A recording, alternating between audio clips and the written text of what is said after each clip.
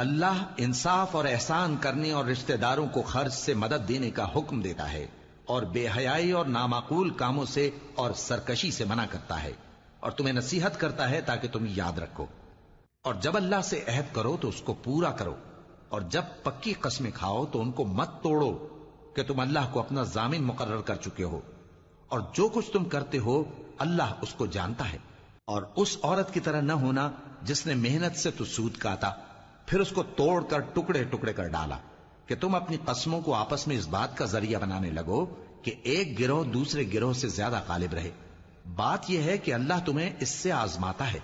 اور جن باتوں میں تم اختلاف کرتے ہو قیامت کے دن اس کی حقیقت تم پر ظاہر کر دے گا۔ اور اگر اللہ چاہتا تو تم سب کو ایک ہی جماعت بنا دیتا، لیکن وہ جسے چاہتا ہے گمراہ رہنے دیتا ہے اور جسے چاہتا ہے ہدایت دیتا ہے۔ اور جو عمل تم کرتے ہو اس دن ان کے بارے میں تم سے